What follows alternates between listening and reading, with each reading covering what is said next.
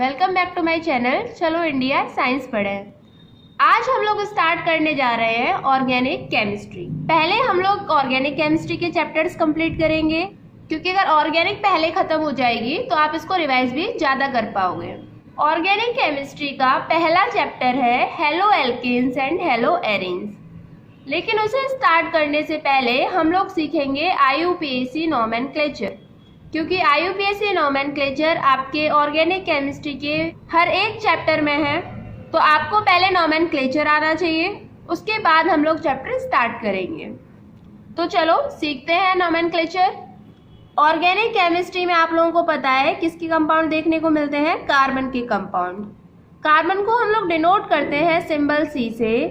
इसका atomic number होता है 6 और एटॉमिक मास कितना होता है इसका? 12। तो देखो, अगर हम लोग कार्बन का इलेक्ट्रॉनिक कन्फिग्रेशन करें तो कितना? K में 2 इलेक्ट्रॉन, L में 4 इलेक्ट्रॉन। यानी बाहर वाली शेल में कार्बन में इलेक्ट्रॉन होते हैं 4, यानी कार्बन के अंदर 4 वैलेंस इलेक्ट्रॉन होते हैं और इसे अपना ऑक्टेट कंप्लीट करने के लिए 4 इलेक्ट्रॉन चाहिए। तो कार्बन की वैलेंसी कितनी होती है? 4। मैक्सिमम बॉन्ड कार्बन बना सकती है 4। इसके अलावा कार्बन की टेंडेंसी होती है मल्टीपल बॉन्ड्स बनाने की। ये सिंगल बॉन्ड भी बना सकती है, डबल बॉन्ड भी बना सकती है और ट्रिपल बॉन्ड भी बना सकती है। जो सिंगल बॉन्ड के कंपाउंड होते हैं उनको हम लोग क्या बोलते हैं? एल्केन। डबल बॉन्ड की हाइड्रोकार्बन को एल्कीन और ट्रिपल बॉन्ड की हाइड्रोकार्बन को एल्काइन। ये आप लोगों ने 10th में भी पढ़ रखे हैं, 11th में भी पढ़ रखे हैं, पर हम लोग यहाँ पर बेसिक रिवाइज कर रहे हैं ताकि आपको नोमेनक्लेचर में कोई दिक्कत नहीं हो। अच्छा, एल्केन का सफिक्स क्या हुआ करता था? एन, एल्कीन का इन और एल्काइन का आइन। अच्छा, हमारे पास अगर ये वाला कंपाउंड है CH3 CH2 CH2 CH3, तो इसका आप लोग क्या नाम देते थे? कार्बन कितनी है इसके अंदर? 4। 1 2 3 4। 4 के लिए आप लोग क्या यूज करते हो? ब्यूट। और ये है क्या? एल्केन। सिंगल बॉन्ड है तो इसका नाम क्या हो जाता था? ब्यूटेन। तो एल्केन में हम लोग पीछे सफिक्स क्या लगा देते हैं? एन। तो देखो, एक कार्बन जब होती है तो वर्ड यूज होता है मैथ। अगर 2 कार्बन है तो वर्ड यूज करेंगे एथ। 3 कार्बन के लिए यूज करते हैं प्रॉप। 4 कार्बन के लिए ब्यूट। 5 कार्बन के लिए पेंट। 6 कार्बन के लिए हेक्स। 7 कार्बन के लिए हेप्ट। 8 कार्बन के लिए ऑक्ट। 9 कार्बन के लिए नॉन और 10 कार्बन के लिए हम यूज़ करते हैं डेक। हालांकि ये 10 से आगे भी होते हैं। 11 के लिए हम लोग यूज़ करते हैं अनडेक। 12 के लिए हम लोग यूज़ करते हैं डोडेक। ऐसे ही आगे भी होते हैं, लेकिन हमारा काम जनरली यहीं तक चल जाता है। तो एक तो आपको ये सारे पता होने चाहिए कि अगर नंबर ऑफ कार्बन्स के लिए हम लोग क्या क्या वर्ड यूज़ करते हैं। जैसे अभी इस एग्जाम्पल में 4 कार्बन थे तो हम लोगों ने ब्यूट यूज़ किया। एल्केन थी तो पीछे एन लगा दिया, नोमेनक्लेचर हो गया, ब्यूटेन नाम बन गया। कुछ और बेसिक चीज़ें समझ। अगर कार्बन है, इसने 4 सिंगल बॉन्ड बना रखे हैं तो इसके अंदर सिग्मा बॉन्ड कितने? 4 सिग्मा बॉन्ड। इसका हाइब्रिडाइजेशन होगा sp3 हाइब्रिडाइजेशन। और अगर कार्बन ने एक डबल बॉन्ड बना रखा है, 2 सिंगल बॉन्ड बना रखे हैं, तो इसमें सिग्मा बॉन्ड कितने हैं? 1 2 और पहले सिंगल बॉन्ड बना होगा, यानी 3 सिग्मा बॉन्ड है प्लस 1 पाई बॉन्ड है। हाइब्रिडाइजेशन होता है इसका sp2 हाइब्रिडाइजेशन। और कार्बन ने ट्रिपल बॉन्ड बना रखी है, एक क्या हो जाएगी? सिंगल बॉन्ड, क्योंकि टोटल तो 4 ही बॉन्ड बनेंगी। 3 ये रही, 1 ये रही, 4 बननी मैक्सिमम 4 है। तो इस केस में सिग्मा बॉन्ड कितनी होंगी? 2। 1 ये, एक पहले सिग्मा बनी होगी और 2 पाई बॉन्ड बनी है। तो इसका हाइब्रिडाइजेशन होता है sp हाइब्रिडाइजेशन। ये आप लोगों को पता होना चाहिए। sp3 हाइब्रिडाइजेशन, डबल बॉन्ड है तो sp2 हाइब्रिडाइजेशन, ट्रिपल बॉन्ड है तो sp हाइब्रिडाइजेशन। अगर एक कार्बन है, उसने इस तरीके से डबल बॉन्ड बना रखी है, तो इस केस में भी 2 सिग्मा है और 2 पाई बॉन्ड है, तो इसका भी हाइब्रिडाइजेशन सेम ये हो जाएगा sp हाइब्रिडाइजेशन। अच्छा, इसके अलावा आपको पता है CH4, इसको क्या बोलते हैं? मीथेन। एक कार्बन मैथ एल्केन है तो मीथेन। अगर इसमें से एक हाइड्रोजन हट जाए तो ये क्या बन जाएगा? CH3। अब ये एल्केन नहीं है, अब ये क्या है? एल्काइल बन चुका है। यानी आप क्या करोगे? मैथ एक कार्बन है तो, और इसके पीछे YL लगा दोगे एज अ सफिक्स, मिथाइल। ऐसे CH3 ईथेन। लेकिन इसमें से अगर एक हाइड्रोजन हट जाए CH3CH2 तो अभी क्या बन गया? इथाइल, जिसको हम लोग लिख देते हैं C2H5। ये है इथाइल ग्रुप। तो आप लोग एल्केन और एल्काइल ग्रुप में डिफरेंशिएट कर सकते हो। तो ये तो थी हमारी सारी बेसिक इंफॉर्मेशन। अब हम लोग स्टार्ट करते हैं नोमेनक्लेचर।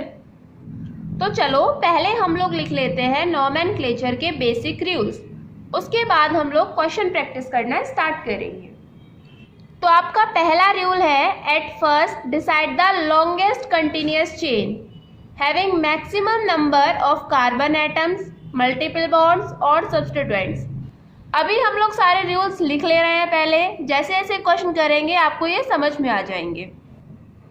सेकेंड रूल है, after this numbering take place and it always starts from terminal. ये रूल आप लोग साथ के साथ लिखते जाओ।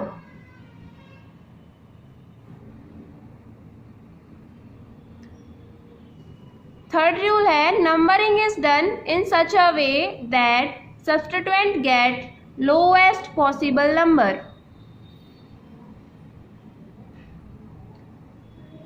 अच्छा, इन रूल्स में सब्स्टिट्यूएंट वर्ड का कई जगह यूज हुआ है।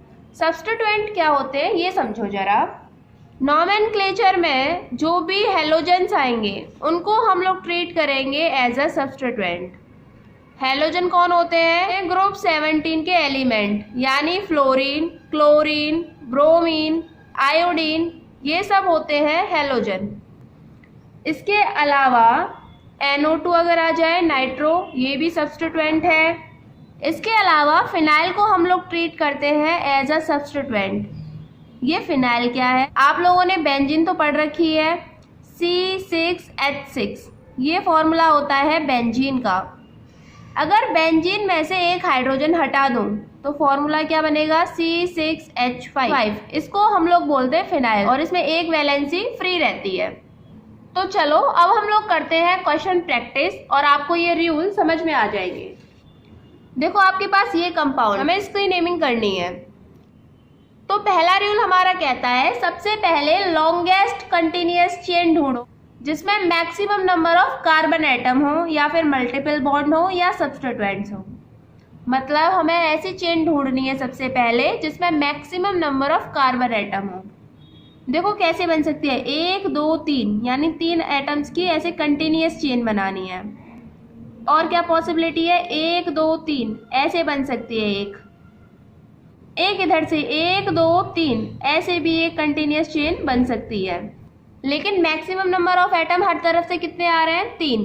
तो आप इसमें से कोई सी भी चेन डिसाइड कर लो। मानो मैंने ये वाली चेन डिसाइड कर ली।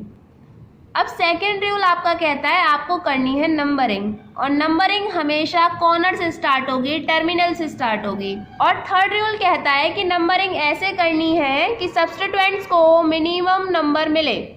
तो देखो मैंने नंबरिंग यहाँ से स्टार्ट करी, 1 2 3, ये सब्स्टिट्यूएंट है। ये मेन चेन हो गई पेरेंट चेन। पेरेंट चेन पे जो अटैच्ड है ये सब्स्टिट्यूएंट होता है। आप बोल सकते हो ये बच्चा चेन है इसकी। तो देखो मिथाइल को कितना नंबर मिल रहा है? 2। और अगर मैं इस साइड से करूँ तो 1 2 3, तो भी 2। तो कहीं से भी नंबरिंग कर दो सेम ही लोकेंट आ रहा है। तो इसका नाम हो जाएगा 2 मिथाइल। पहले सब्स्टिट्यूएंट को नाम दिया जाता है, 2 पर कौन लगा हुआ है? मिथाइल। उसके बाद में पेरेंट चेन, 3 कार्बन है तो प्रोप, और एल्केन है तो एन, तो इसका नाम हो जाएगा 2 मिथाइल प्रोपेन। अच्छा अब आप लोग ये सोचो, हम ये वाली चेन नहीं मानते, हम तो ऐसी वाली चेन मानते इसमें। तो भी आप करके देखो नेमिंग सेम आ रही है। इसलिए हमने तीनों में से कोई भी चेन डिसाइड कर ली थी, उससे कोई फर्क नहीं पड़ा था। सेकेंड एग्जाम्पल देखो, सबसे पहले लॉन्गेस्ट चेन 1 2 3, या फिर 1 2 3, लेकिन कैसे भी कर लो, इधर से भी 2 पर ही 2 मिथाइल है, ऐसे करोगे तो भी सेकंड वाले पर ही 2 मिथाइल है। तो फिर कोई सी भी चेन डिसाइड कर सकते हैं। मान लेते हैं मैंने डिसाइड करी ये वाली चेन, मान लो मैंने ये वाली चेन डिसाइड करी। नंबरिंग करते हैं 1 2 3, और क्या पॉसिबिलिटी है, आप इस टर्मिनल से स्टार्ट कर दो 1 2 3, तो किसी भी पोजीशन से कर लो, सब्स्टिट्यूएंट सेकंड पोजीशन पर ही आ रहा है, तो आप क्या नाम दोगे 2। सेकंड पोजीशन पर 2 2 मिथाइल लगे हुए हैं, तो 2 2 2 मिथाइल है तो डाई इस्तेमाल करेंगे, डाई मिथाइल। और पेरेंट चेन में 3 कार्बन तो प्रोपेन। अब थर्ड एग्जांपल देखो, सबसे पहले लॉन्गेस्ट चेन 1 2 3 4 5। अब नंबरिंग कहाँ से स्टार्ट करें, इस वाले टर्मिनल से अगर करेंगे तो आएगा 1 2 3 4 5, और इस वाले टर्मिनल से 1 2 3 4 5। तो नंबरिंग सही कौन सी मानी जाएगी, जहां से सब्स्टिट्यूएंट को मिनिमम नंबर आ रहा है। ऊपर वाले में देखो सेकंड पोजीशन पर सब्स्टिट्यूएंट है और थर्ड पोजीशन पर, नीचे वाली में थर्ड पर और 4 पर। तो 23 छोटा होता है या 34, 23 छोटा होता है ना, तो ये वाली सही है, यानी ऊपर वाली राइट है, नीचे वाली गलत है। तो ऊपर वाले के अकॉर्डिंग नेम देंगे, क्या नाम दिया जाएगा, सेकंड पर मिथाइल, थर्ड पर भी मिथाइल, तो इसको लिखेंगे 2,3 डाई मिथाइल।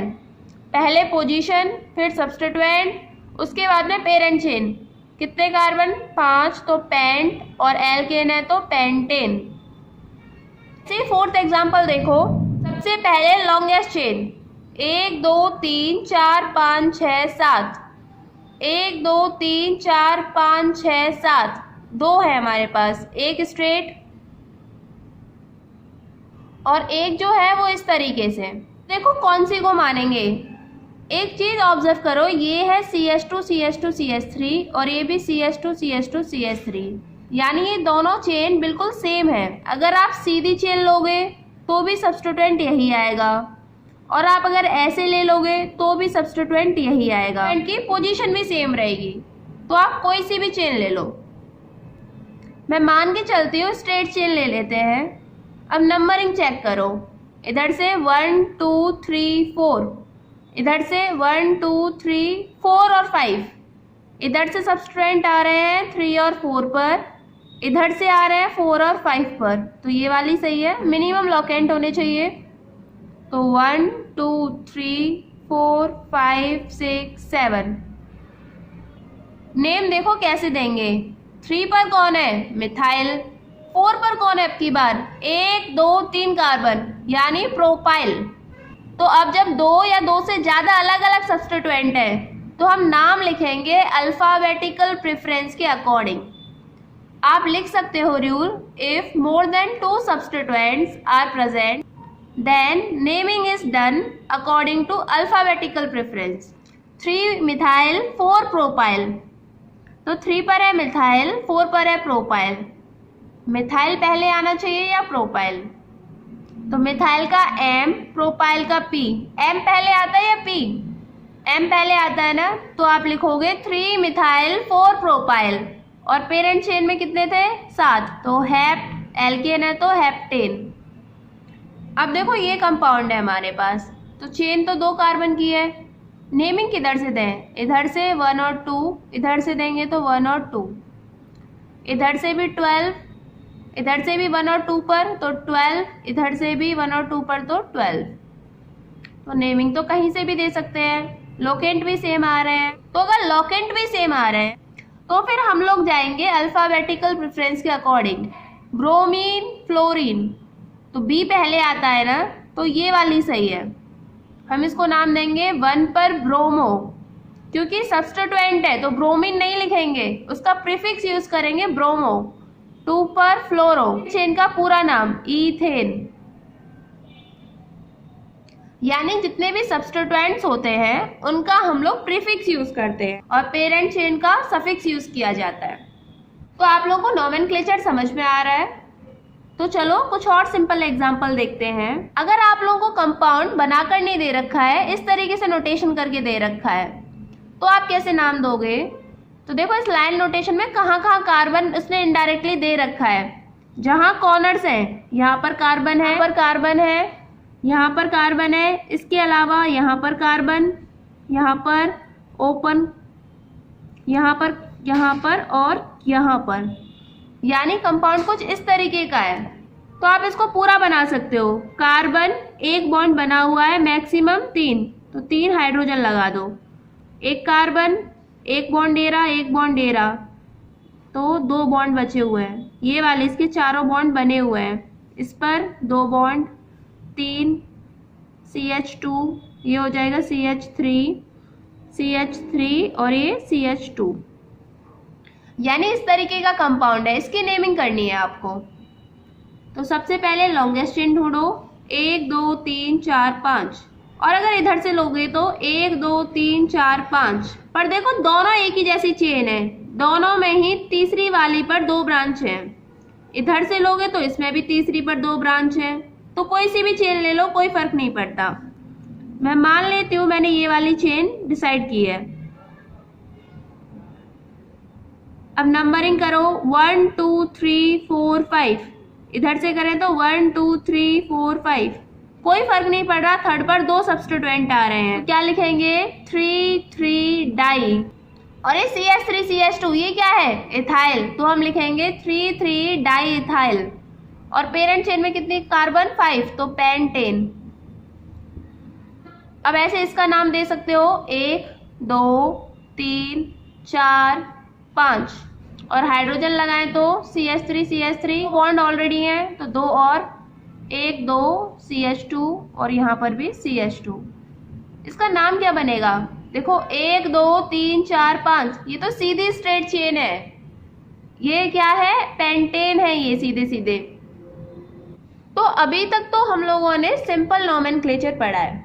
अब हम लोग देखेंगे एग्जाम्पल कॉम्प्लेक्स सब्स्टिट्यूएंट के।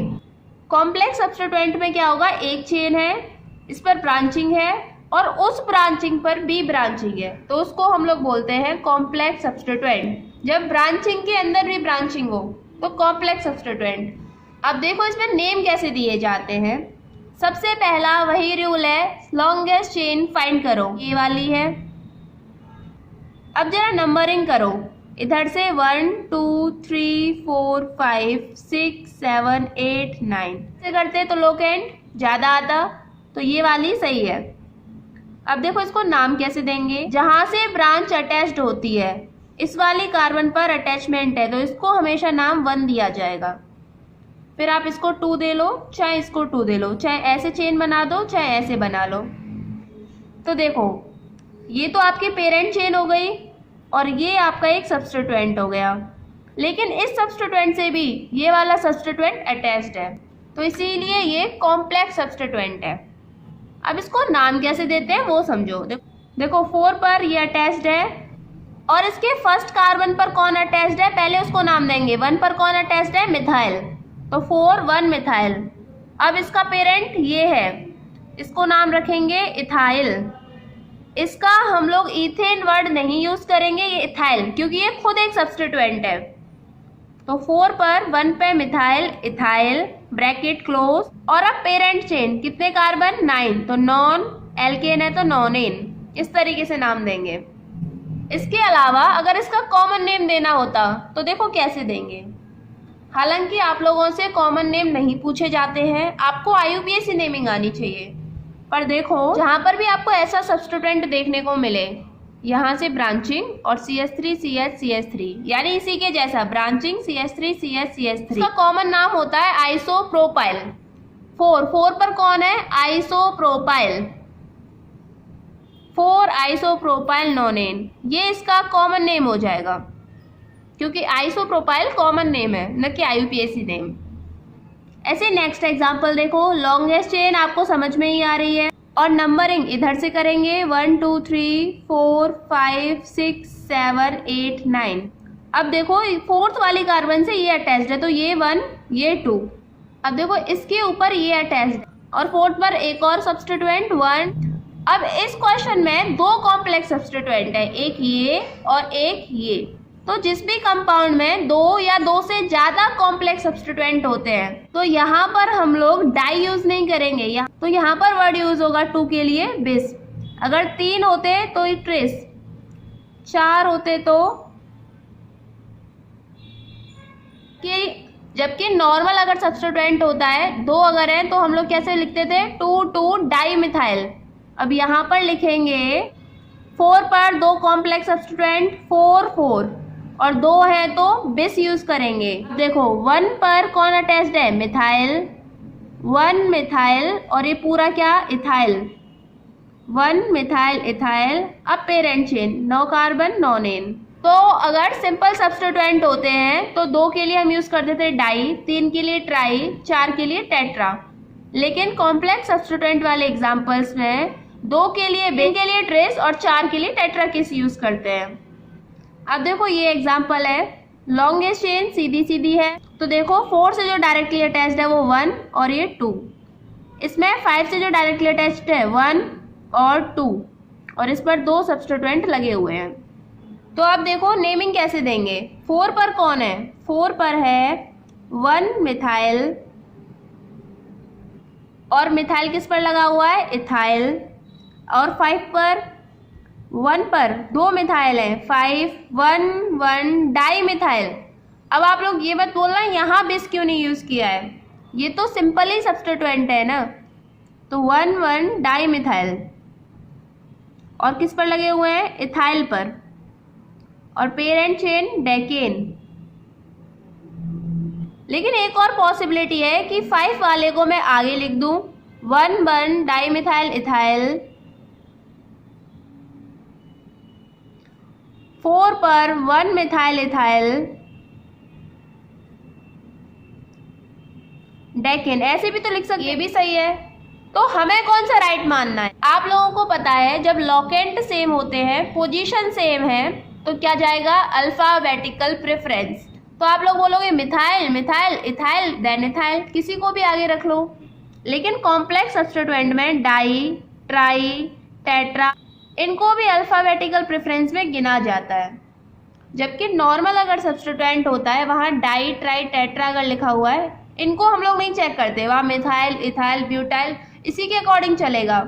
लेकिन यहाँ पर हम लोग देखेंगे तो देखो डाई और इसमें पहले एम और इसमें पहले डाई तो डी पहले आएगा, इसीलिए ये वाली नेमिंग ज़्यादा करेक्ट है इन कंपैरिजन टू दिस। तो आप लोग रूल लिख सकते हो in case of complex substituent di tri tetra etcetera are used in alphabetical preference. तो नोमेनक्लेचर में क्या है, क्वेश्चंस करते जाओ अपने रूल्स लिखते जाओ। अगर हम लोग इसके सारे रूल्स एक साथ लिखेंगे तो बहुत रूल्स हो जाएंगे, हम उन्हें याद ही नहीं रख पाएंगे। नोमेनक्लेचर को करने का तरीका होता है कि आप जितने ज़्यादा क्वेश्चन प्रैक्टिस करते चले जाओगे उतना ही ये आपको आता चला जाएगा। जैसे जैसे क्वेश्चन करते जा रहे हैं अपने रूल्स ऐड करते जाओ और क्वेश्चन प्रैक्टिस करते चले जाओ। अच्छा चलो अब नेक्स्ट एग्जाम्पल देखते हैं। इसके अंदर डबल बॉन्ड है। अच्छा तो एक बात याद रखना कि जब भी कंपाउंड में डबल बॉन्ड या ट्रिपल बॉन्ड आए तो वो आपकी पेरेंट चेन में पक्का इंक्लूडेड होनी चाहिए। तो अब देखो सबसे पहले लॉन्गेस्ट चेन 1 2 3 4 ऐसे बना दें, लेकिन ये गलत। तो लॉन्गेस्ट चेन ये है 2 3 4 5 है, तो इसको नाम क्या देंगे। 3 और 4 पर मिथाइल लगे हुए हैं 3 4 di methyl hex. Parent chain में 6 कार्बन है तो हेक्स और डबल बॉन्ड की पोजीशन लिखनी पड़ती है, किस पर आ रही है 3 इन। यहाँ से देखो 3 पर डबल बॉन्ड लगी हुई है 3 इन। अब आप लोग सोचो 4 पर भी तो है, लेकिन हम लोग मिनिमम वाले को लिखेंगे हेक्स 3 इन। ये वाला एग्जांपल देखो, लॉन्गेस्ट चेन सीधी सीधी 1 2 3 4। अगर ऐसे नंबरिंग करेंगे तो डबल बॉन्ड 1 पर आ रही है और 3 पर आ रही है। इधर से करेंगे तो 1 2 3 4, इधर से भी 1 पर आ रही है और 3 पर, तो कहीं से भी नंबरिंग कर लें। कैसे लिखेंगे, ब्यूट 4 कार्बन है 1 और 3, 2 जगह डबल बॉन्ड है ना तो डाई इन। लेकिन ये भी गलत है, जब 2 डबल बॉन्ड आ जाती हैं तो हम लोग ब्यूट ना यूज करके ब्यूटा ए ऐड कर देते हैं, तो ये हो जाएगा buta 1 3 diene. This one is more correct. तो जब भी दो डबल बॉन्ड आ जाएं तो आप ब्यूट नहीं यूज करके ब्यूटा, पेंट ना पेंटा, प्रॉप होता तो प्रॉपा यूज करते। अब नेक्स्ट एग्जांपल देखो, इधर से अगर करेंगे तो डबल बॉन्ड आ रही है 1 पर, ट्रिपल बॉन्ड 3 पर, इधर से 1 2 3 4, ट्रिपल बॉन्ड 1 पर और डबल बॉन्ड 3 पर, दोनों ही साइड से लॉकेंट सेम आ रहे हैं 1 3 1 3। तो अब क्या रोल में आएगा, अल्फाबेटिकल प्रेफरेंस। डबल बॉन्ड में क्या आएगा, इन, और ट्रिपल बॉन्ड में आइन, ई पहले आता है। तो जब डबल बॉन्ड और ट्रिपल बॉन्ड की पोजीशन सेम आ रही है तो प्रायोरिटी जाएगी डबल बॉन्ड को। तो इस वाले एग्जाम्पल में नंबरिंग ये सही मानी जाएगी, पहले प्रेफरेंस देंगे डबल बॉन्ड को। लेकिन अगर मान लो किसी एग्जाम्पल में इस साइड से लॉकेंट मिनिमम आ रहे होते तो फिर हम ट्रिपल बॉन्ड को प्रायोरिटी दे देंगे। डबल बॉन्ड और ट्रिपल बॉन्ड में से जब डिसाइड किया जाता है जब लॉकेंट सेम आ रहे हो। तो आप लोग रूल लिख सकते हो, if both type of multiple bonds, double bond and triple bond, are present at same number, then preference is given to the double bond. But 1 en 3 yne. और देखो यहाँ पर ई है, यहाँ पर वाई, दोनों वॉवल्स हैं। तो जब कभी भी ये वॉवल्स आमने सामने आते हैं तो हम ई को स्किप कर दें और इसका करेक्ट नेम बनेगा but 1 en 3 yne. Complex substituent में एक और लास्ट एग्जांपल देखते हैं। आपके पास में ये कंपाउंड है, सबसे पहला काम लॉन्गेस्ट चेन।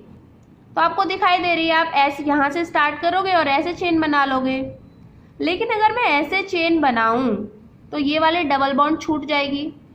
और आपका रूल होता है जितनी मल्टीपल बॉन्ड है कंपाउंड में वो सारी पेरेंट चेन के अंदर आनी चाहिए, भले ही चेन की लेंथ छोटी हो जाए।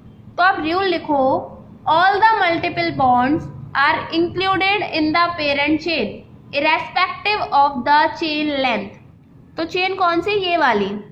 अब नंबरिंग दो, 1 2 3 4 5, इधर से आ रहे हैं 1 और 4 पर मल्टीपल बॉन्ड्स, इधर से 1 2 3 4 5 और इधर से भी 1 और 4 पर। तो प्रेफरेंस किसे, डबल बॉन्ड को, यानी इधर से 1 2 3 4 5। और वैसे भी इधर से ये वाला पूरा सब्स्टिट्यूएंट सेकंड पोजीशन पर आएगा, तो लॉकेंट इधर से ही मिनिमम आएंगे। तो आप क्या नाम दोगे इसको, 2 पर क्या लगा हुआ है, 1 2 3 4 5, 2 पेंटाइल। और पेरेंट चेन में कितने कार्बन, 5, पेंट, फर्स्ट पर इन 1 इन 4 ion, this one is correct. तो आप लोगों को कॉम्प्लेक्स सब्स्टिट्यूएंट वाले नोमेनक्लेचर समझ में आए। अब हम लोग सीखेंगे फंक्शनल ग्रुप वाला नोमेनक्लेचर। तो पहले हम लोग टेबल बना लेते हैं, कौन कौन से फंक्शनल ग्रुप होते हैं, उनका क्या प्रीफिक्स होता है और क्या सफिक्स होता है। अभी फिलहाल बस हम लोग टेबल बना रहे हैं, जैसे क्वेश्चन करेंगे इनके यूज आपको समझ में आ जाएंगे। मैंने यहाँ पर जो फंक्शनल ग्रुप लिख रखे हैं ये सारे प्रायोरिटी ऑर्डर में है। सबसे ज्यादा प्रायोरिटी होती है कार्बोक्सिलिक एसिड की। कार्बोक्सिलिक एसिड, इसका सिंबल COOH, इसका प्रीफिक्स होता है कार्बोक्सी और इसका सफिक्स होता है ओइक एसिड। सफिक्स मतलब जैसे एल्कीन आती है तो आप पीछे एन लगा दे दो, वैसे जब कार्बोक्सिलिक एसिड आएगा कंपाउंड में तो आप पीछे ओइक एसिड लगाओगे। फिर है सल्फोनिक एसिड, सिंबल SO3H, इसका प्रीफिक्स होता है सल्फो और सफिक्स होता है सल्फोनिक एसिड। उसके बाद में एनहाइड्राइड, इसका प्रीफिक्स नहीं होता, सफिक्स होता है इसका ओइक एनहाइड्राइड।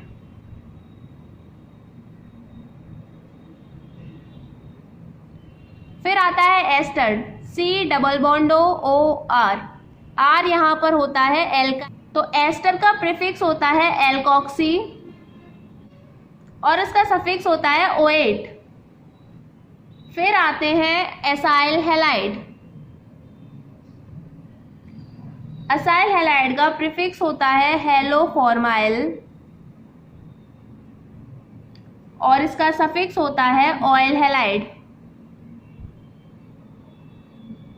ये X कौन है यहाँ पर? X होता है हेलोजन, जो फ्लोरीन, क्लोरीन, ब्रोमीन कुछ भी हो सकता है। उसके बाद में आते हैं CONH2 अमाइड। अमाइड का प्रीफिक्स होता है कार्बामोइल और सफिक्स होता है इसका अमाइड। फिर cyanide, C triple bond N cyanide, prefix होता है साइनो और सफिक्स होता है nitrile. N triple bond C उल्टा, ये होता है आइसोसाइनाइड, इसका प्रीफिक्स आइसोसाइनो और सफिक्स होता है आइसोनाइट्राइल। आइसो लग जाता है बस आगे, सेम साइनाइड की तरह है। फिर COH, ये तो आपका जाना पहचाना है, ये कौन है? एल्डिहाइड। प्रीफिक्स क्या होता है एल्डिहाइड का? फॉर्माइल या फिर ऑक्सो, दोनों यूज कर लिए जाते हैं और इसका सफिक्स होता है अल। फिर है आपकी अल्कोहल। अल्कोहल का प्रीफिक्स होता है हाइड्रोक्सी और सफिक्स होता है ऑल, OL। उसके बाद में आते हैं अमीन, NH2 अमीन, जिसका प्रीफिक्स होता है अमीनो और सफिक्स होता है अमीन। उसके बाद में आते हैं हेलोजन्स, इनका प्रीफिक्स होता है हेलो और इनका सफिक्स कुछ भी नहीं होता, इनको हमेशा एज अ सब्स्टिट्यूएंट यूज किया जाएगा। फिर लास्ट में है आपके ईथर्स, प्रीफिक्स होता है इनका एल्कोक्सी और इनका भी सफिक्स नहीं होता। तो अभी आपको क्या करना है, ये पूरी टेबल बना ली, एक बार अच्छे से रिवाइज कर लो। हम लोग नेक्स्ट पार्ट में फंक्शनल ग्रुप के नोमेनक्लेचर करेंगे। तो आप जैसे जैसे क्वेश्चन करते जाओगे आपको प्रीफिक्स कैसे यूज करना है, सफिक्स कैसे यूज करना है, ये सारा समझ में आ जाएगा। तो अभी आपको क्या करना है, हम लोगों ने जितना नोमेनक्लेचर पढ़ लिया है इसको आपको अच्छे से पहले रिवाइज कर लेना है। So thank you students and keep revising, and for your notes kindly check the description box.